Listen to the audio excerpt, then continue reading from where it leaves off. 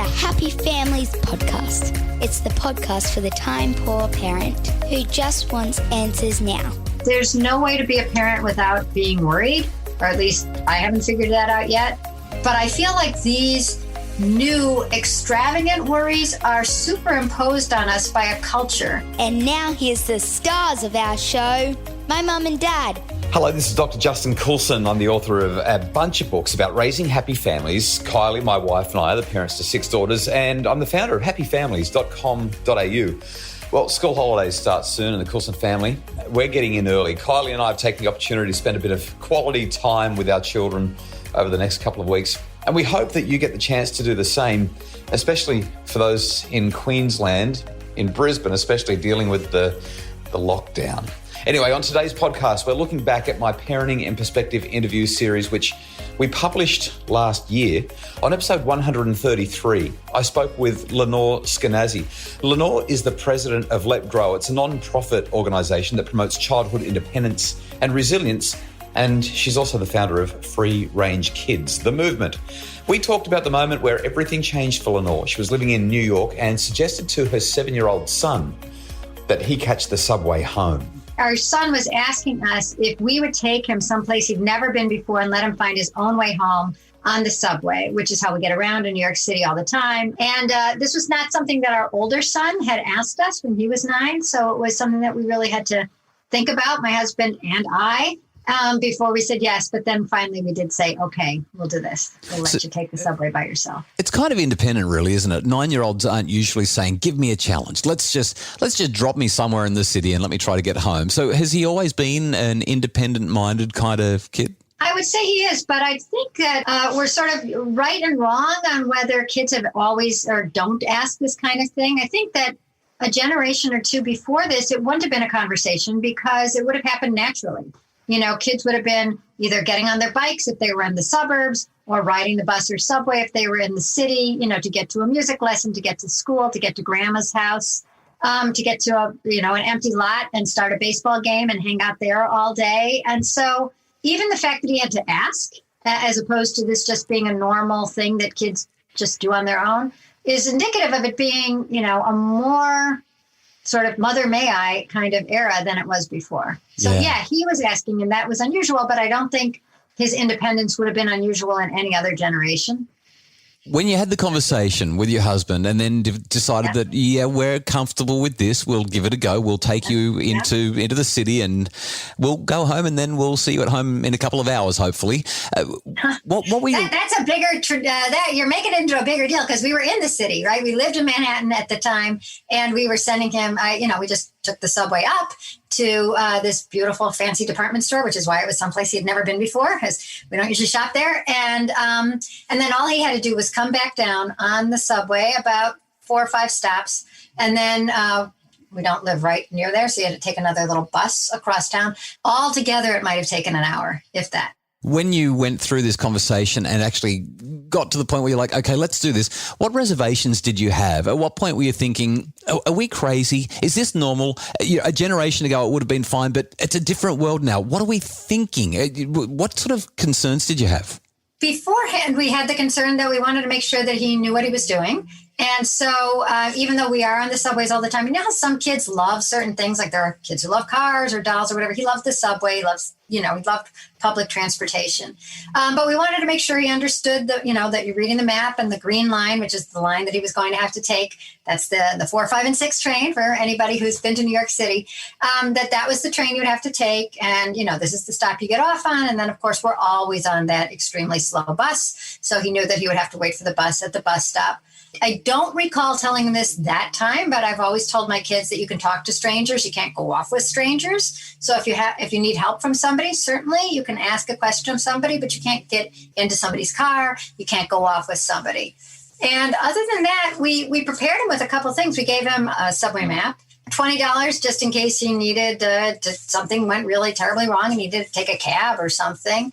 Quarters, because even 12 years ago, there were still some payphones in the subway, and a Metro card, which is the card that you slide through the entryway to get into the trains to pay your fare. And so I'd say that we didn't think we were crazy because we were preparing him And because it wasn't something that he was saying, no, Mom, I don't want to do this. This was his idea and something that we had all discussed and decided he was ready for. I'm a reporter by trade. I spent years and years at the New York Daily News, which is, if you've seen the Superman movies, it's actually, they call it the Daily Planet, but they shoot the movies at the Daily News, which is where I worked. And so as a tabloid reporter, I was steeped in the city. I went everywhere on stories hither and yon. And I had a very, I'd say, realistic view of the city based on being very much part of it. And that's very different from, I think, the way the story obviously resonated around the world, because if you watch, TV shows, especially Law and Order, set in New York City, you think there's a murder every second, and they're always children, and they're always raped beforehand, and they're always cut into pieces. And in fact, the crime rate right now is crazy because of COVID. But since the 90s, the crime rate has been going down, down, down, down, down. So given all that, I didn't think we were crazy. And in fact, there are a lot of things that I wouldn't let my 9-year-old do, and that I'm sorry that my 22-year-old does. I absolutely am terrified of cars, but I guess he has to drive. But taking the subway did not strike me as crazy. I'm speaking with Lenore Skenazy. She's the founder of the Free Range Kids Movement and the president of Let Grow, a not-for-profit organisation that promotes childhood independence and resilience. We'll continue talking with Lenore shortly. It's the Happy Families Podcast. For a happier family, try a Happy Families membership, because a happy family doesn't just happen. Details at happyfamilies.com.au. It's the Happy Families Podcast, the podcast for the time-poor parent who just wants answers. Now, this is Justin Coulson, and we're catching up with a reflection or a rewind on a conversation we had with Lenore Skenazy. Let's continue that chat. Every now and again, I'll send my kids off to play in the park. Or I'll tell them to go for a walk around the block or jump on their bikes and ride to school or whatever it might be. And as they leave the driveway, my heart goes with them. And I think to myself, I know what the crime statistics are loosely. I know that I live in a pretty safe area. I know all of these things, but there's this part of me that just seizes up and thinks, what have you just done? You've sent the 10-year-old on a bike ride with a 12-year-old. What's going to happen now? It's a challenging thing. And then, maybe the 6-year-old says, can I go too? And I think to myself, well, can I send a 6-year-old in the care of a 10 and a 12-year-old? And at this point, the answer is no, because she's 6. But it's a really, really, really big challenge to kind of encounter and work through these things, even when you know rationally that it should be just fine. Well, I have to say that this weekend, my kids were visiting me, and they're now 22 and 24. And when they were driving home together, I was like, both my kids are in a car together. Oh no, which is just normal. But here's what we're talking about. You're saying, is it rational or irrational to worry this way, to calculate the odds as we're doing? I'd say that there's no way to be a parent without being worried, or at least I haven't figured that out yet.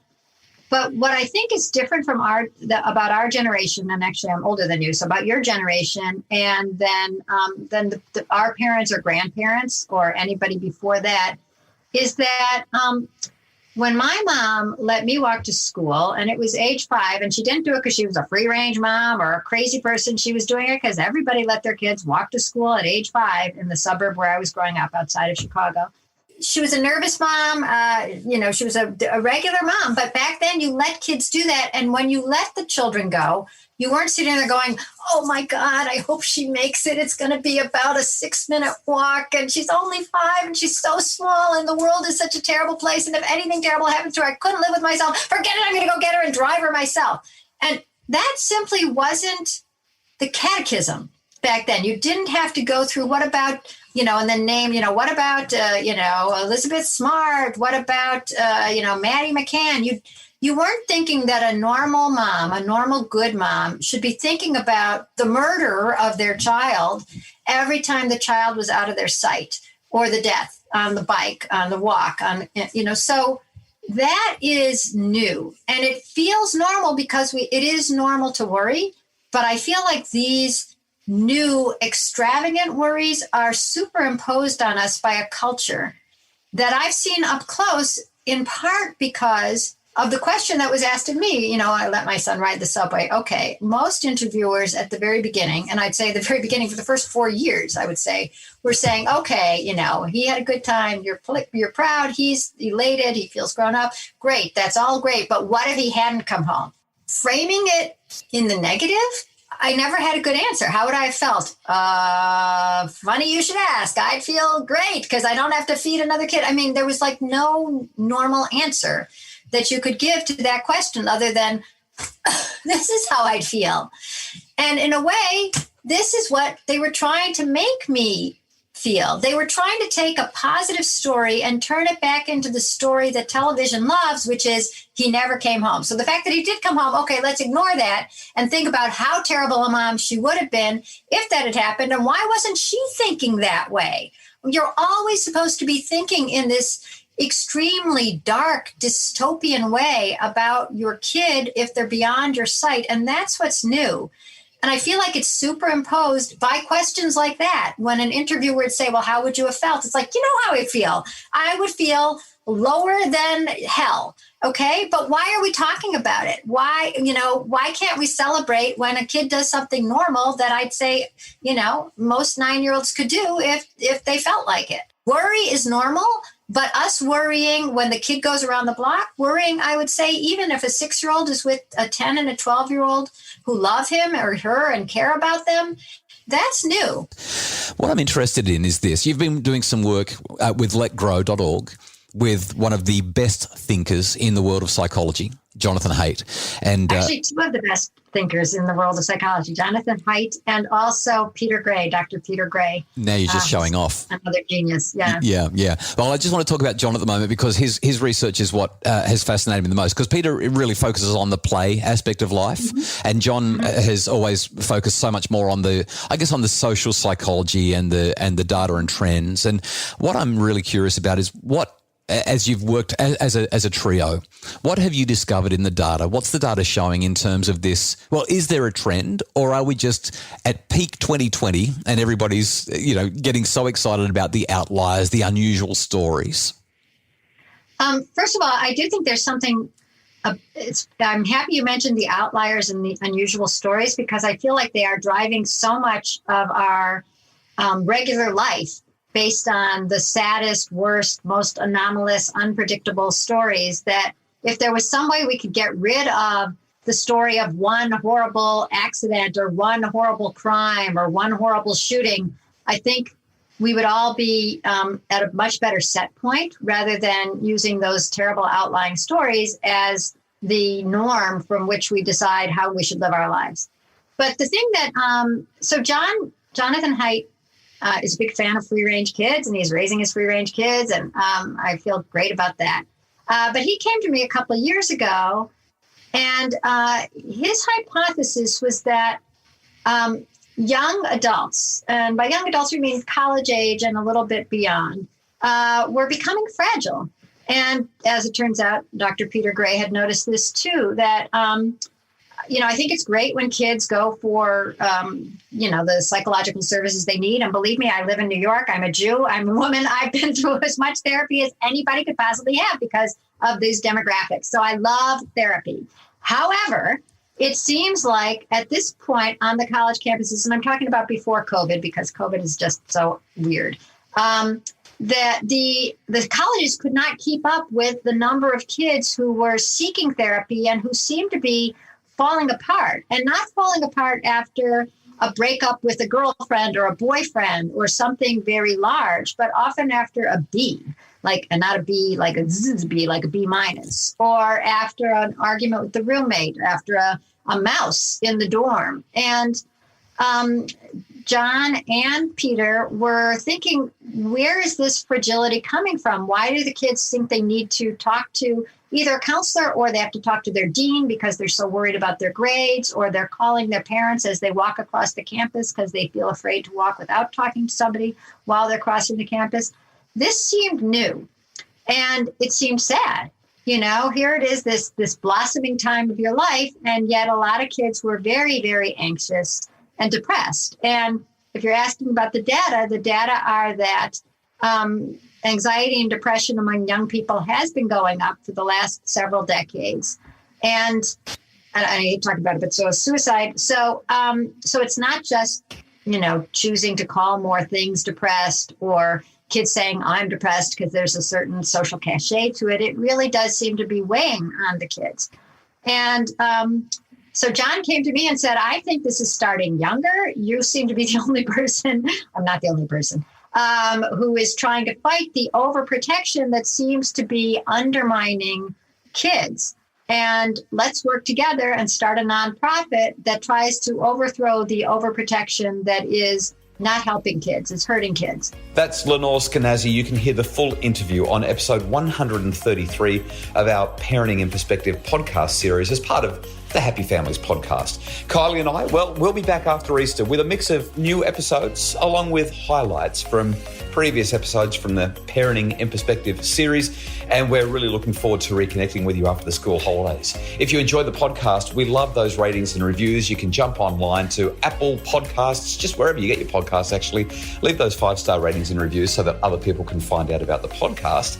And if you'd like more info about making your family happier, whether it's the Happy Families membership, the books that we have on offer, the webinars, any of those things, you can find it all at happyfamilies.com.au.